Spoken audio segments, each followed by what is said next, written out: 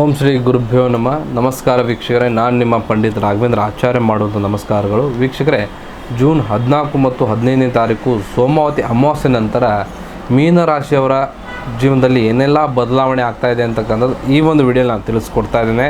ಅದಕ್ಕಿಂತ ಮುಂಚೆ ನಮ್ಮ ಚಾನಲ್ನ ಲೈಕ್ ಮಾಡಿ, ಶೇರ್ ಮಾಡಿ ಹಾಗೂ ಸಬ್ಸ್ಕ್ರೈಬ್ ಮಾಡ್ಕೊಳ್ಳಿ. ಮೊದಲಿಗೆ ಉದ್ಯೋಗ ಮತ್ತು ವ್ಯವಹಾರದ ಬಗ್ಗೆ ನೋಡುವುದಾದರೆ, ಈ ಒಂದು ಅಮಾವಾಸ್ಯೆ ನಂತರ ನಿಮ್ಮ ರಾಶಿಗೆ ದೂರದ ಊರುಗಳಲ್ಲಿ ಕೆಲಸ ಸಿಗುವಂಥ ಯೋಗ ಇದೆ. ಇಷ್ಟು ದಿನ ಬಿದ್ದಂಥ ಕೆಲಸಗಳು ಚಾಲ್ತಿಯಲ್ಲಿ ಬರ್ತದೆ. ಇಂಪೋರ್ಟ್ ಎಕ್ಸ್ಪೋರ್ಟ್, ಕನ್ಸಲ್ಟೆನ್ಸಿ, ಇನ್ನು ಶಿಕ್ಷಣ ರಂಗದಲ್ಲಿ ಇರುವಂಥ ವ್ಯಕ್ತಿಗಳಿಗೆ ಹೊಸ ಅವಕಾಶಗಳು ಹುಡುಕಿಕೊಂಡು ಬರ್ತದೆ. ಇನ್ನು ಸಾಡೆ ಪ್ರಭಾವ ಇರುವುದರಿಂದ ಆಫೀಸ್ನಲ್ಲಿ ತಾವು ಮಾಡದ ತಪ್ಪಿಗೆ ನಿಮ್ಮ ಮೇಲೆ ಅಪವಾದ ಬರಬಹುದು. ನಿಮ್ಮ ಸಹ ಉದ್ಯೋಗಿಗಳೇ ನಿಮ್ಮ ಬೆನ್ನು ಹಿಂದೆ ರಾಜಕೀಯ ಮಾಡಬಹುದು. ಈ ಒಂದು ಸಮಯದಲ್ಲಿ ಕೆಲಸ ಬದಲಾಯಿಸುವ ಮುನ್ನ 100 ಬಾರಿ ಯೋಚನೆಯನ್ನ ಮಾಡಿ. ಇನ್ನು ಹಣಕಾಸಿನ ತೀವ್ರ ಮುಗ್ಗಟ್ಟು ಎದುರಾದಾಗ ಯಾವುದೋ ಒಂದು ರೂಪದಲ್ಲಿ ನಿಮಗೆ ಧನ ಸಹಾಯ ಒದಗಿ ಬರ್ತದೆ. ಹಿರಿಯರ ಆಸ್ತಿಯಿಂದ ಸಣ್ಣ ಪ್ರಮಾಣದ ಲಾಭ ಸಿಗ್ತದೆ. ಆದರೆ ತಮ್ಮ ರಾಶಿಗೆ ಶನಿ 12ನೇ ಮನೆಯಲ್ಲಿ ಇರುವುದರಿಂದ ಕೈಯಲ್ಲಿ ಕಾಸು ನಿಲ್ಲೋದು ತುಂಬಾ ಕಷ್ಟ. ಅನಿರೀಕ್ಷಿತವಾಗಿ ಕೋರ್ಟು ಕಚೇರಿ ಅಲ್ದಾಟ, ದಂಡ ಕಟ್ಟುವಂಥದ್ದು, ಹಾಗೆ ಕುಟುಂಬದ ಆರೋಗ್ಯಕ್ಕಾಗಿ ಹಣ ಖರ್ಚಾಗುವುದು. ಯಾರನ್ನು ನಂಬಿಯೂ ಕೂಡ ದೊಡ್ಡ ಮೊತ್ತದ ಸಾಲವನ್ನು ಕೊಡೋದಕ್ಕೆ ಹೋಗಬೇಡಿ. ಸಾಲ ಕೊಟ್ರೆ ಮರಳಿ ಬರೋದು ಕಷ್ಟ.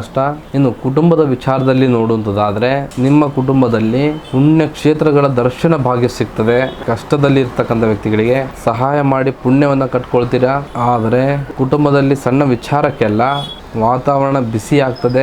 ಮುಖ್ಯವಾಗಿ ತಮ್ಮ ಸಂಗಾತಿಯೊಂದಿಗೆ ಪ್ರೀತಿ ಕಡಿಮೆ ಆಗಿ ಒಂದು ರೀತಿ ಮಾನಸಿಕ ಹಾಗೆ ಒಂಟಿತನ ಕಾಡ್ತದೆ.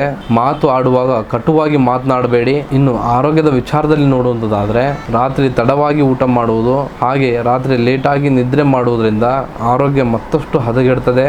ಎಚ್ಚರದಿಂದಿರಿ. ಸಾಡೆಸಾತಿಯ ಆರಂಭಿಕ ದೋಷಗಳು ಕರಗಿ ಅದೃಷ್ಟ ನಿಮ್ಮದಾಗಲು ಈ ಒಂದು ಅಮಾವಾಸ್ಯೆ ದಿನ ತಪ್ಪದೆ ನಾನು ಹೇಳುವಂತ ಪರಿಹಾರವನ್ನ ಮಾಡಿ. ಸೋಮವತಿ ಅಮಾವಾಸ್ಯೆ ದಿನ ಶಿವಲಿಂಗಕ್ಕೆ ಶುದ್ಧ ಜಲದಿಂದ ಅಭಿಷೇಕವನ್ನ ಮಾಡಿ ಹಾಗೆ ಬಿಲ್ಪತ್ರೆಯನ್ನು ಅರ್ಪಿಸಿ ಓಂ ನಮಃ ಶಿವಾಯ ಅನ್ನೋ ಮಂತ್ರವನ್ನ ಜಪವನ್ನ ಮಾಡಿ. ಒಟ್ಟಾರೆಯಾಗಿ ಮೀನ ರಾಶಿಯವರಿಗೆ ಕಷ್ಟಗಳು ಬರುವುದು ನಿಮ್ಮನ್ನು ಗಟ್ಟಿಮುಟ್ಟಾಗಿಸಲು ಮಾತ್ರ. ತಾಳ್ಮೆಯಿಂದ ಧರ್ಮದ ಹಾದಿಯಲ್ಲಿ ಹೆಜ್ಜೆ ಇಟ್ಟರೆ ಈ ಒಂದು ಅಮಾವಾಸ್ಯೆ ನಂತರ ಶನಿ ಮಹಾತ್ಮನು ನಿಮಗೆ ಒಳ್ಳೆ ಪಾಠ ಕಲಿಸಿ ಕೈ ಹಿಡಿತಾನೆ. ಶುಭಮಸ್ತು.